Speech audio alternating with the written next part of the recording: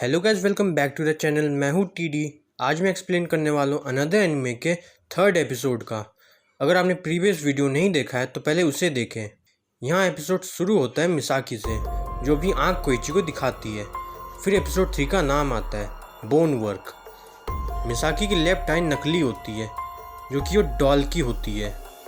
वो कहती है कि ये आँख उन चीज़ों को देख सकती है जो हम नहीं देख सकते और जिन्हें हमें नहीं देखना चाहिए, इसलिए मैं इसे हमेशा कवर करती हूँ।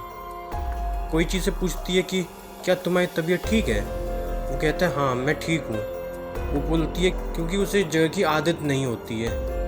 वो बताती है डॉल अंदर से खोखली होती है, उसमें खालीपन होता है और ये खालीपन उन्हें मौत से जोड़े रखती है, लेकिन ये अपना खालीपन खुद भर सकती है। क्या तुम्हें नहीं लगता कि ये तुमसे कुछ सौंक रहे हैं। इसके बाद वो दोनों ऊपर चले जाते हैं।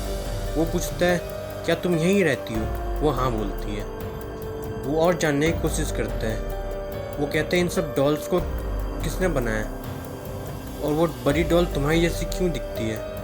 उसने कहा कि इन डॉल्स को क्रीका ने बनाया है, और वो उस बड़े डॉल के बारे में बताती है कि उसे नहीं पता इस बारे में। उसने कहा कि मैंने कहा था तुम्हें कि मेरे से दूर रहना, लेकिन लगता है अब देर हो चुकी है। वो बोलती है तुम्हें किसी ने कुछ नहीं बताया ना। वो उस पर चुप हो जाता है। फिर वो बताना शुरू करती है 26 साल पहले क्लास 3 की एक लड़की मर गई थी जिसको सब बहुत चाहते थे। कोइची उसकी मौत का कारण पूछता है। मिसाकी बोलती है कि कुछ पता नहीं है, अजीबोगरीब कहानियाँ सुनाई जाती है। किसी ने कहा कि उसका एक्सीडेंट हुआ, कोई कहता है कि वो जल गई, कोई कहता है कि वो डूब के मर गई, पर कोई ठीक से जानता नहीं उसके साथ क्या हुआ।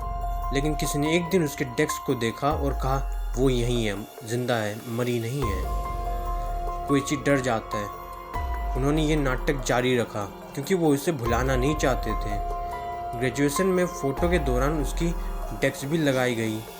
जब फ़ोटो आई तो उसमें वो लड़की भी थी और वो हंस रही थी। ये कह के वो उसका नाम बताती है, मिसाकी।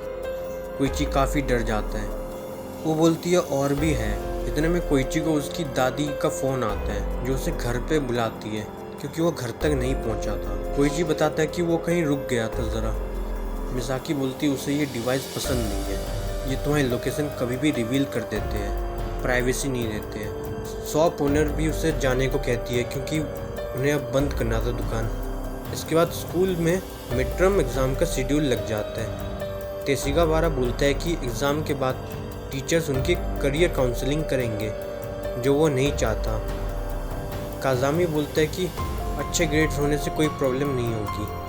पूछने पे वो कहता है कि वो वेस्ट हाई जाने की बात कर रहे हैं और यही उसका टारगेट भी है, जिसे वो गुड लक कहता है और ग्रेजुएशन तक साथ रहने की बात करता है। कोइची उनसे पूछता है कि क्या तुम लोग एक दूसरे को पहले से जानते हो। वो कहते हैं हाँ, हम बचपन में साथ ही रहते थे, हमने साथ में काफ़ी वक्त बिताया, काफ़ी शरारतें करी है, हम लोग एक दूसरे के पड़ोसी हैं। फिर वो कोइची से पूछते कि तुम क्या करोगे। वो कहते हैं मैं टोक्यो वापस जाना चाहता हूँ। जब मेरे डैड अगले स्प्रिंग में आ जाएंगे तब हम वापस चले जाएंगे और मैं वहाँ का स्कूल अटेंड करूँगा।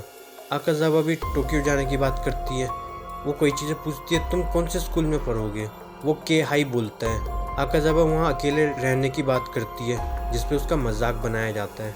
स्कूल की छुट्टी हो जाती है और तेज बारिश हो रही होती है। कोइची छाता नहीं लाया था। साकुरागी उसे ऑफर करती है साथ में चलने का। वो फिर क्लास ट्रिप्स के बारे में पूछता है। वो कहती है कि टोक्यो गए थे, काफ़ी मज़ा आया था। इस पे कोइची मिसाकी की बात करता है। साकुरागी उसे ये नाम लेने से भी मना कर देती है। इस बीच तेसिगावारा आ जाता है। वो भी सेम बात करता है। फिर मिकामी सेंसे आ जाती है। वो कहती है कि इस पर कम से कम बात करो ताकि ये अफवाह ज़्यादा ना फैले। कोइची घर आ जाता है। उसकी आंट उसे एग्ज़ाम के बारे में पूछती है। वो कहते हैं मेरी तैयारी सही चल रही है। वो अपनी माँ की क्लास के बारे में पूछता है और उस इंसिडेंट के बारे में भी बात करता है। रिको उसे टाल देती है कि ये सब अफवाहें हैं, इन पे ध्यान मत दो, सही वक्त पर सब पता चल जाएगा। अगले दिन कोइची को फिर से मिसाकी छत पे दिखती है और वो उसके पीछे जाता है। तेशिका बार उसे कॉल करता है और पूछता है कि क्या तुम ठीक हो, तुम मुसीबत में पड़ने वाले हो, इसलिए मैं तुम्हें बचाने आया था। वो बोलता है कि उन चीज़ों से दूर रहो जो एग्जिस्ट नहीं करती हैं, और अगले महीने सब बताने का वादा भी करता है। वो देखता है कि मिसाकी जा चुकी थी। मिजुनो उसे कॉल करके बताती है कि जो लड़की मरी थी उसका नाम मिसाकी फुजिओका था, और वो पूछती है कि तुम्हारे एग्ज़ाम की तैयारी कैसी चल रही है। मेरे भाई भी उसमें लगे हैं। आमतौर पे वो बुक्स को हाथ भी नहीं लगाते और एग्ज़ाम के वक्त बैठे रहते हैं। उसके बाद एग्ज़ाम के बीच में ही कोइची उठ के चला जाता है। वो देखता है कि मिसाकी बाहर है और वो उसे कहता है कि तुम्हारा आज भी हो गया, कल भी हो गया तो पहले। फिर वो कहती है कि मेरा पहले ही हो जाता है। फिर वो पूछती है क्या तुम ठीक हो। इसके बाद वो फिर उसे पूछता है कि क्या तुम्हारा कोई कज़न है क्या। इस बार वो बता देती है और कहती है हाँ, मेरी कज़न है जो मर गई थी। और वो कहती है कि तुम्हें किसी ने कुछ नहीं बताया ना, कोई बताएगा भी नहीं। इस बीच कोइची उससे पूछता है कि जब से मैं यहाँ आया हूँ सब स्टूडेंट्स और टीचर तुम्हें अनदेखा क्यों करते हैं।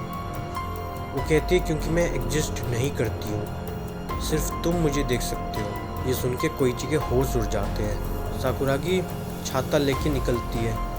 उन्हें देख के वो दूसरी तरफ भागती है। उसका पैर स्टेयर्स में फिसल जाता है और हाथ से छाता छूट जाता है। वो गिर रही होती है और छाता उसके सामने ओपन हो जाता है और पिन पॉइंट उसके गले के पार हो जाता है। बेचारी वहीं मर जाती है और इसी खौफनाक क्लिप हैंगर पे एपिसोड ख़त्म हो जाता है।